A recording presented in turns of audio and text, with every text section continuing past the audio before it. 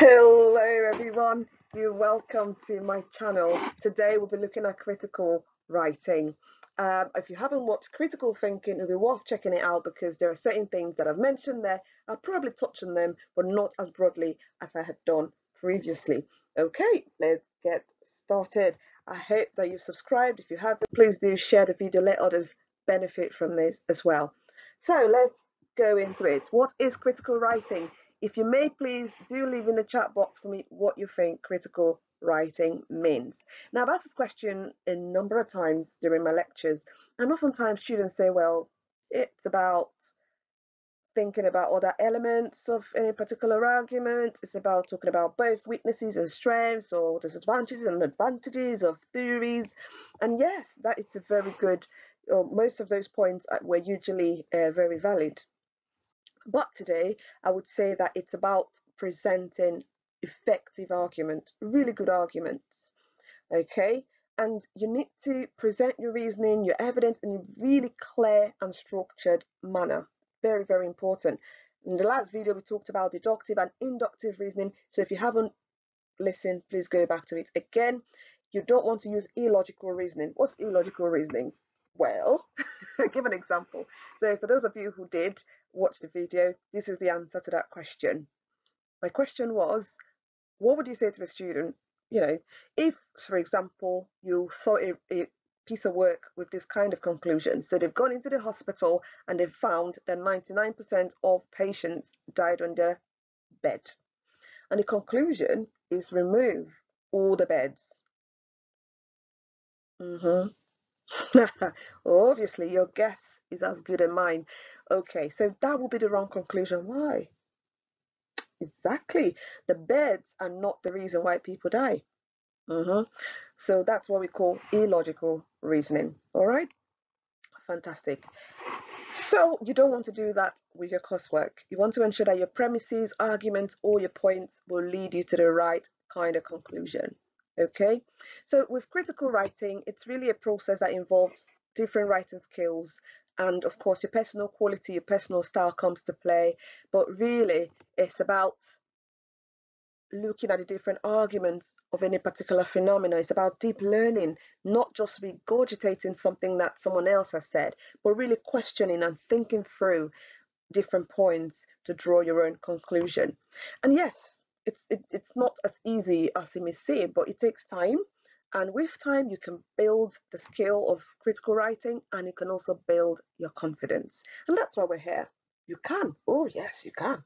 Okay. Right. So I said it's about deep learning, and your aim really is to understand ideas. The key concern is, do I get it? Do I understand it? Can I be objective enough really to look at different alternatives, different arguments? Can I consider the implications of these points? Can I evaluate ideas? Okay. And you really need to be curious. Okay, take time to explore. How do I do this? How can this be handled? You need to ask questions basically. We'll now look at the different critical writing steps. So with critical writing, you want to transform the information. Like I said, you're not just reporting everything that's been said without actually thinking through those arguments. Okay, so when you just report or regurgitate what someone else has said, you're basically just reporting facts and evidence. But what you want to do is transform that. Okay, transform the data to really good information, construct an argument, and you can't do it without descriptive writing, to be fair, but you need to have a balance between describing and being critical. Now, note that in one of our videos, we talked about the different elements or parts of an essay. We've got the introduction, we've got the main body, and we have the conclusion. Oftentimes, introductions and conclusions are somewhat descriptive, albeit the sentence and language can be slightly different. With the introduction, when you're signposting or telling us what to expect in that particular essay, you may be using words like, this paper focuses on or will explore, that kind of thing. So it's more present, futuristic, if you may. But in the conclusion, you're concluding, you're telling us what has happened already. You're basically summarizing the key points in your piece of work. And these parts of this essay could be quite descriptive. However, in the main body, that's where a lot of critical writing will be required, because that's where you'll really be uncovering or unpacking whatever theory you've been asked to discuss or concept or model, as the case may be. So these are the steps in summary. First, you start with describing. Think about the elements, the subject. Okay, what is it about? Try to understand it. Different elements, different author's view about that particular issue. Then try to analyze it. Why? So let me give a practical example. Say, for example, you are writing about the importance of blended learning, or you're making an argument for why students should learn face to face.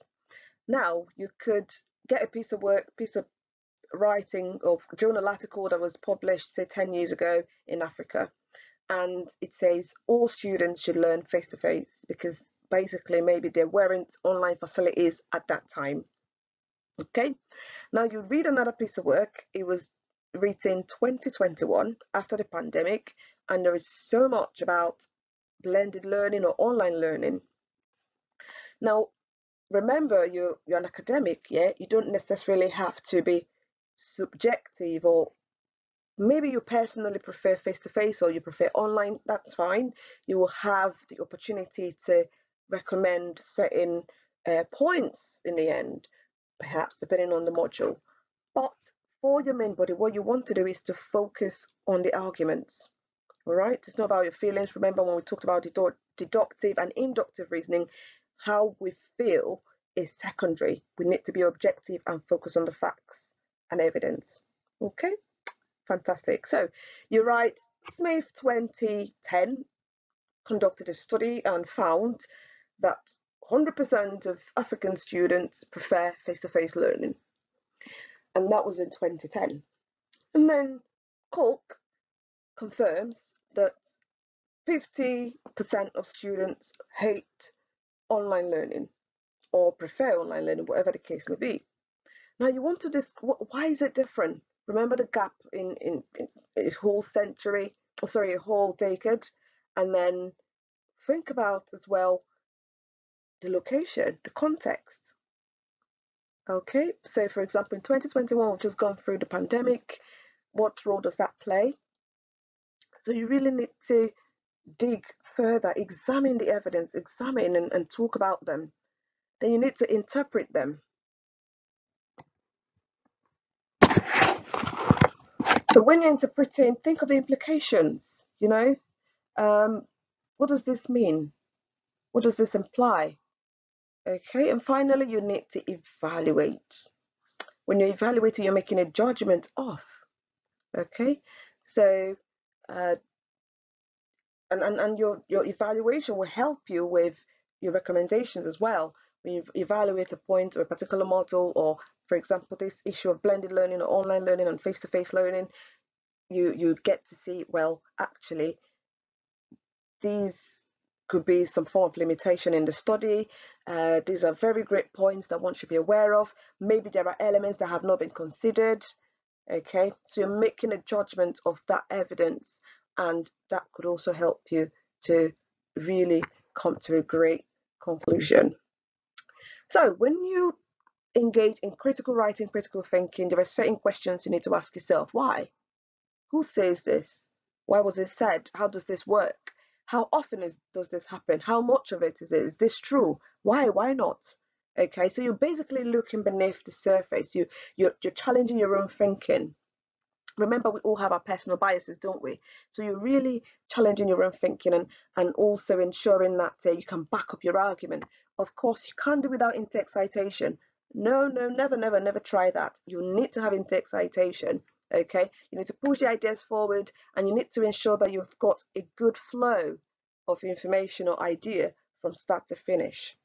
There should be a great balance between being descriptive. So when you're describing, there's a certain key term that we use. For example, you just tell us what happened, you give the story so far, you tell us what something is like, you tell us the order, maybe you're telling us how to do something, you're just explaining what the theory says, you're explaining how it works, you're identifying the timing and if it's important, you're stating the different components, you're just stating options, giving reasons for selecting a particular option, you're listing things out, it could be in order, you're stating the link between items, you're saying when something occurred, and maybe you also take notes of the methods that were used. That's just being descriptive, telling us, just sharing information, if you may.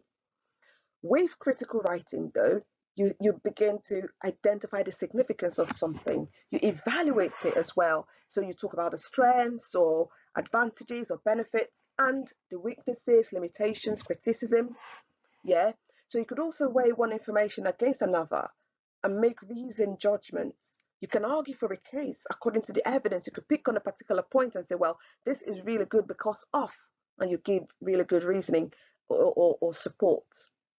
Okay, you could also indicate why something works best and identify whether something is appropriate or suitable to a particular situation. You weigh up the importance of the component parts, you evaluate the relative significance of those details, you structure the information in order of importance, you show the relevance or links between the different pieces of information, and then you draw conclusions, you make recommendations. Now you're tending more towards being very critical. All right. So whenever you see this kind of, oh, your piece of work is overly descriptive, but it's not critical enough, what your tutor is saying is perhaps what I find students doing oftentimes is according to Smith, according to Adam, according to, and they just talk about what everyone else has said. But setting keywords like this suggests, they said according to this, however, this author also said they similarly, or in a similar vein, these kind of words or this author's argument reveals that this is reflective of, these kind of keywords, albeit besides, moreover, nonetheless, you need those keywords and you also need to have relevant information that tallies with what you're saying.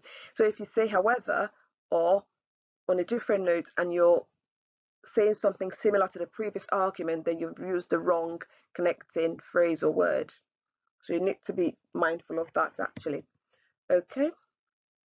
In essence, furthermore, in addition, these connecting words are pointers as well, telling your examiner or reader that you're trying to bring a different point or a similar point. This echoes or he contends. They argue, arguably or agreeably or undoubtedly, or these kind of keywords can be quite useful. Again, I'll suggest the Manchester Phrase Bank, but just take note of this differences between being critical and being overly descriptive. I hope this has been useful for you. In essence, critical writing really is a three-step process of asking questions about something. You want to know how it looks, how it works, and you want to compare something to another. You want to make judgments about its value, about its significance. So that's when you stretch yourself further. So if you think of this, the four processes we've talked about, if you think about the three-step process of asking questions as well, it will be really useful for you to actually come to a conclusion about the different ways to ensure that your work is not overly descriptive. Be careful, I'm not saying your work cannot be descriptive at all. There will be descriptive elements. You can't do without it. Okay, it's relevant is if you're always evaluating and talking about how this indicate that, and it may just be too much. Yeah, there's a point where you need to tell us what is, okay, what others have said as well. So just that balance. I think with the balance we're fine, good to go. All right, these are references I've used. If you've got any questions or concerns, obviously you can leave me some comments in the comment section. Thank you so much for joining me on this one. This is a bit rushed and fast because I hope that we can do this in less than 15 minutes. And I'll see you in my next video. Any questions, please do ask. You can send a DM at thatloveaholic, or you could also leave me a message at 1IJGold on Instagram. All right then, until next time. I'll see you in the comment section and you'll see me in my next video. Okay, learners, remember right here in Florence Gold Institute, we start from excellence. Bye. Thank you.